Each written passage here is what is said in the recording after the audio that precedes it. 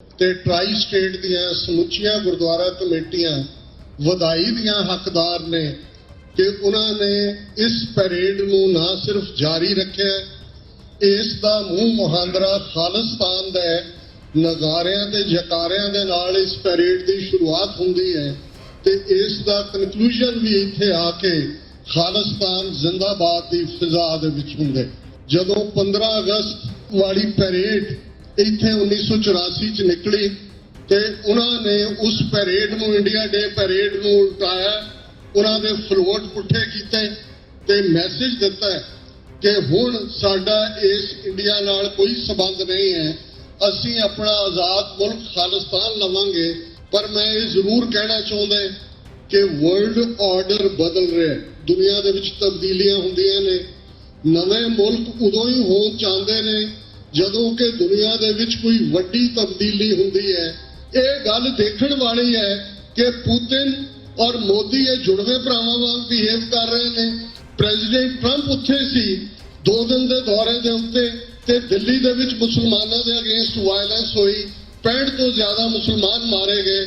ਤੇ Boris Johnson ਜਦੋਂ ਅੱਜ ਭਾਰਤ ਦੇ ਵਿੱਚ ਹੈ, ਦਿੱਲੀ ਦੇ ਜਹਾਂਗੀਰਪੁਰੀ ਏਰੀਆ ਦੇ ਵਿੱਚ ਬੁਲਡੋਜ਼ਰਸ ਦੇ ਨਾਲ, ਜਿਹੜੇ ਯੂਕੇ ਦੀ ਕੰਪਨੀ ਦੇ ਬੁਲਡੋਜ਼ਰ ਨੇ, ਬੋਰਿਸ ਜੌਨਸਨ ਗੁਜਰਾਤ ਉਸ ਬੁਲਡੋਜ਼ਰ ਤੇ ਬਹਿ ਕੇ ਫੋਟੋ ਲਵਾ ਰਿਹਾ ਹੈ ਤੇ ਜਹਾਂਗੀਰਪੁਰੀ 'ਚ ਹਜ਼ਾਰਾਂ ਲੋਕਾਂ ਦੇ ਘਰ ਪ੍ਰਾਪਰਟੀਜ਼ ਜਾਇਦਾਦਾਂ ਜਿਹੜੀਆਂ ਨੇ ਬੁਲਡੋਜ਼ ਕੀਤੀਆਂ ਜਾ ਰਹੀਆਂ ਨੇ ਕਿਉਂਕਿ ਉਹ ਮੁਸਲਮਾਨ ਨੇ। ਇਹ ਸਾਨੂੰ ਸਮਝਣ ਦੀ ਲੋੜ ਹੈ।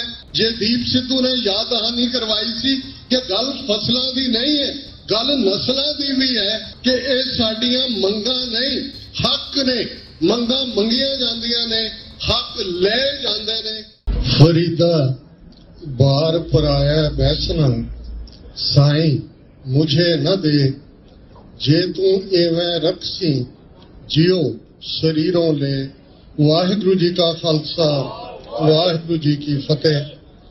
ਪਿਛਲੇ 5 ਘੰਟਿਆਂ ਤੋਂ ਦੁਨੀਆ ਦੀ ਕਮਰਸ਼ੀਅਲ ਕੈਪੀਟਲ ਨਿਊਯਾਰਕ ਦੇ ਦਿਲ ਮੈਨਹਟਨ 'ਚ ਖਾਲਿਸਤਾਨ ਜ਼ਿੰਦਾਬਾਦ ਦੀਆਂ ਗੁੰਜਾਰਾਂ 34 ਵਰਿਆਂ ਤੋਂ ਲਗਾਤਾਰਤਾ ਦੇ ਨਾਲ ਪੈ ਰਹੀਆਂ ਨੇ। ਗੁੰਜਾਰਾਂ ਦੱਸਦੀਆਂ ਨੇ ਕਿ ਸਿੱਖ ਕੌਮ ਆਪਣੇ ਨਿਸ਼ਾਨੇ ਖਾਲਿਸਤਾਨ ਪ੍ਰਤੀ ਦ੍ਰਿੜ ਹੈ।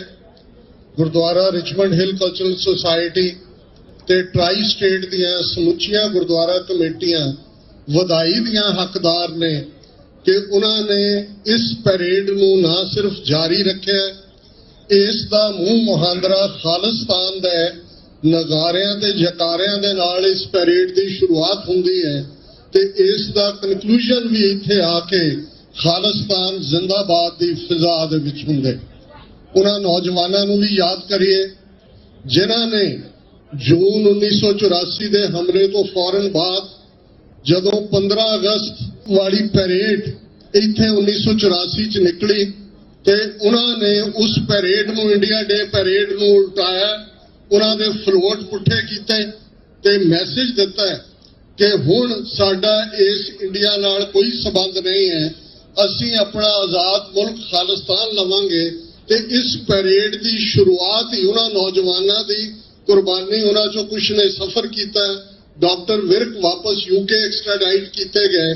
ਲੇਕਿਨ ਜਦੋਂ ਤੁਸੀਂ ਪੁਖਤਾ ਨੀਂਹ ਰੱਖ ਦਿੰਦੇ ਹੋ ਕਿਸੇ ਗੱਲ ਦੀ, ਔਰ ਪੰਜਾਬ ਦੀ ਧਰਤੀ ਤੇ ਜੋ ਇਹਨਾਂ ਜੂਨ 84 ਤੋਂ ਬਾਅਦ ਇਹਨਾਂ ਵਰਿਆਂ ਦੇ ਵਿੱਚ ਹੋਇਆ, ਆਪਣੀ ਸੰਗਤ ਬੈਠੀ ਹੈ, ਦੁਹਰਾਉਣ ਦੀ ਲੋੜ ਨਹੀਂ ਹੈ।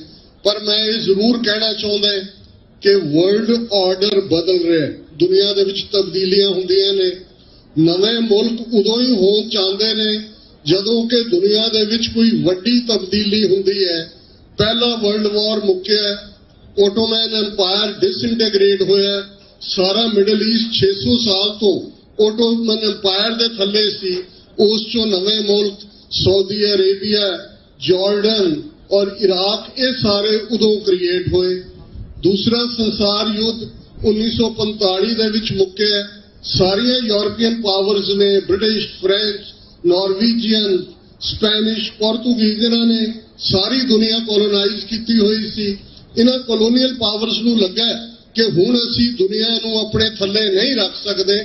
ਅਗਲੇ 15 ਸਾਲਾਂ ਦੇ ਵਿੱਚ 65 ਮੁਲਕ ਦੁਨੀਆ ਦੇ ਜਿਹੜੀਆਂ ਕਿ ਕਾਲੋਨੀਜ਼ ਸੀ वो आज़ाद हुए और ये दो सुपर पावर सोवियत यूनियन और अमेरिका उभरिया।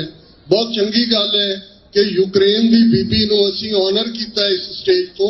इस तो वैसे ज्यादा सानू एंटरटेन करने की लोड़ है, क्योंकि जो कुछ यूक्रेन दे विच वापर रहा है ये दस रहा है कि वर्ल्ड ऑर्डर एक बार फिर बदलन जा रहा है।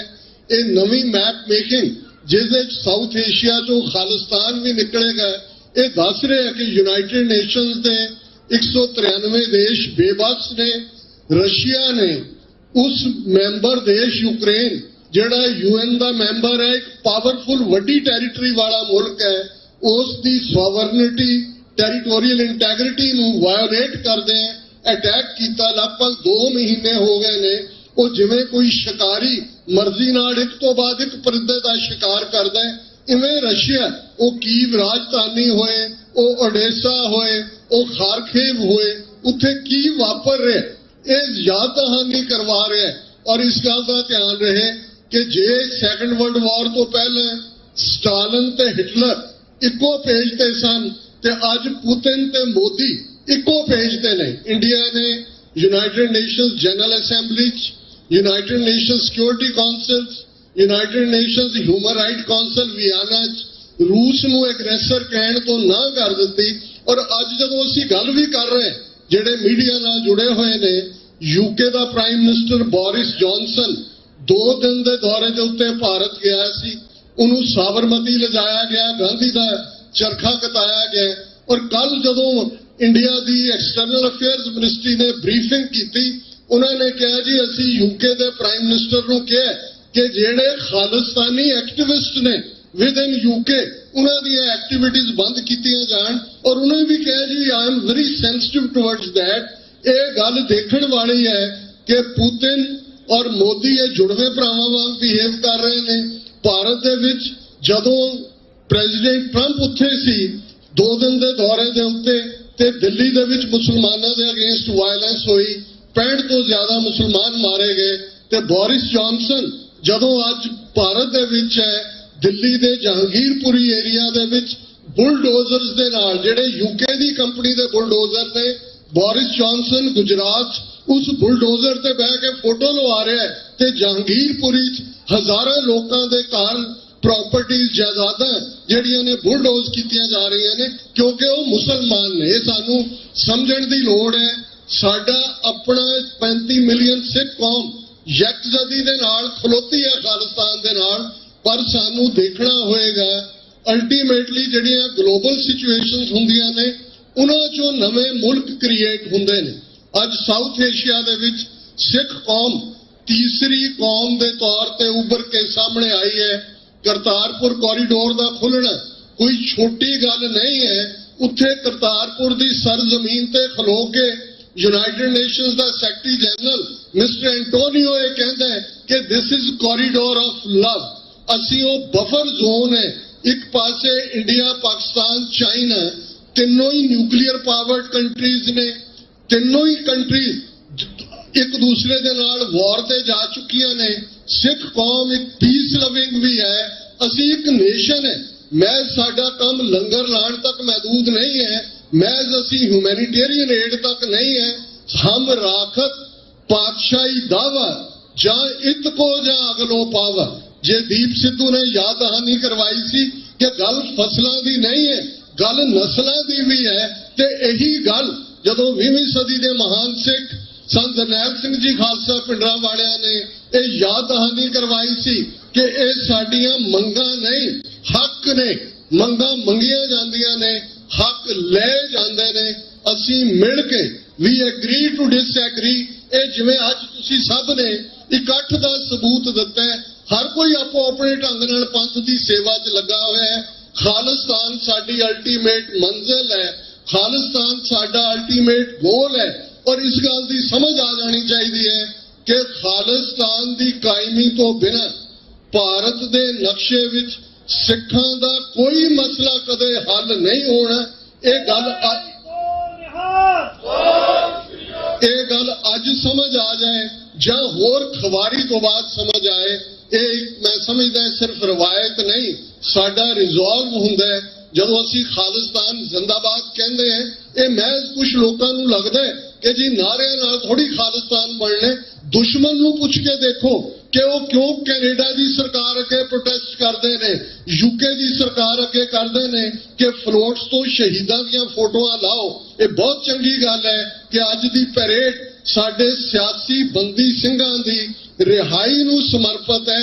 ਜਦੋਂ ਤੱਕ ਇਸ ਪਲੈਨਟ ਤੇ ਇੱਕ ਵੀ ਸਿੱਖ ਜਿਉਂਦਾ ਹੈ ਤੇ ਉਹ ਬਾਂਹ ਖੜੀ ਕਰਕੇ ਖਾਲਿਸਤਾਨ ਜ਼ਿੰਦਾਬਾਦ ਕਹਿੰਦੇ, ਖਾਲਿਸਤਾਨ ਦੀ ਮੂਵਮੈਂਟ ਜਿਉਂਦੀ ਹੈ।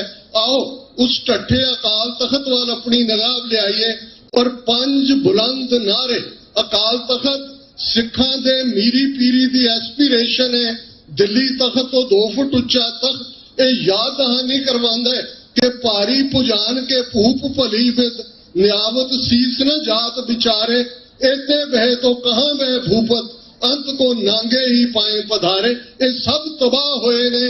असी 4 सदियां दे विच 4 पातशाहियां नूं तुरदा कीता है ते हिंदूत्वा नूं भी खालसा पंथ दे रिजॉल्व ने तुरदा करना है। दरियाए जमुना तो वाघा तक इंडिपेंडेंट सॉवरन नेशन भविख दे मैप दी एक सर्टनटी निश्चयवाचक सच है।